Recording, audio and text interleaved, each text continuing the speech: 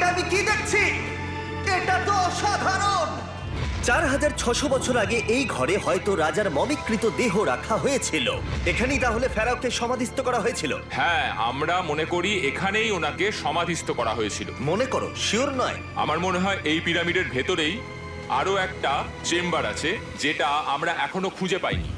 সেখানেই হয়তো রাজার বডি রাখা আছে। আমরা এই ভিডিওতে সেটা খোঁজার চেষ্টা করব, কারণ এর পরে আমরা লিটারালি এই পিরামিডের কয়েকশো ফুট নিচে যাব, আর এমনকি পৃথিবীর বৃহত্তম প্রাচীন পিরামিডের সবথেকে উঁচু স্থানে যাব। এটা দারুণ!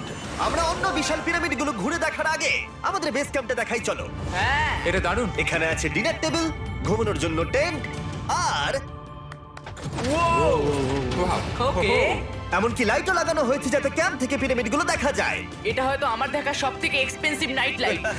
এই পিরামিডটা আমরা আগামীকাল এক্সপ্লোর করব। ভোর 5টায় আমরা শুরু করব। এখন সবাই ঘুমিয়ে পড়ো।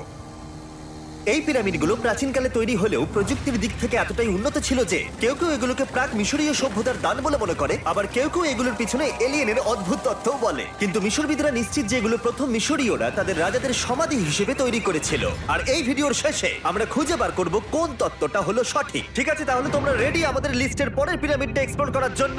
খাফরার পিরামিড। এই দৈত্যাকৃতি সৌধের বিশেষত্ব কি?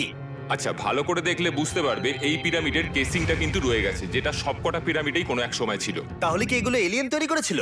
না না, এলিয়েন নয়। আচ্ছা, রামি আমাদের পৃথিবী পৃষ্ঠ থেকে প্রায় 100 ফুট নিচে খাফরার পিরামিডের গভীরে নিয়ে গেল। এটা এমন একটা জায়গা যেখানে আধুনিক বিশ্বের খুব কম জনই গেছে। তাই সত্যি বলতে আমরা বুঝতেই পারছিলাম না যে এরপরে আমাদের জন্য কি অপেক্ষা করে আছে।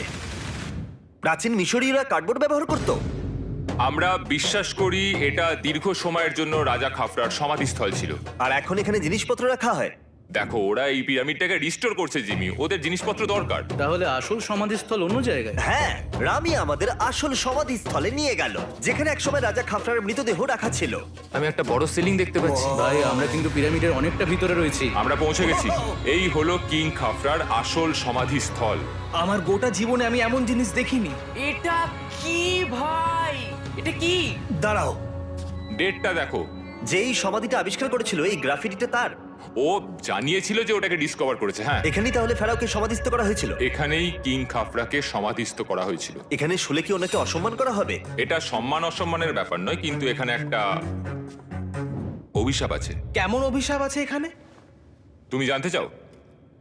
না। ঠিক আছে, চলো এখান থেকে বেরিয়ে যাই আমরা অভিশাপ লেগে যাওয়ার আগে। ও মাই গড, এই পিরামিডটা সত্যি অসাধারণ ছিল। এই পিরামিডটা আমাদের অনেক প্রশ্নেরই উত্তর দেয়নি, কিন্তু হয়তো পরের পিরামিডগুলো আমাদের এই সমস্যার সমাধান করে দেবে। আর আমরা আমাদের প্রশ্ন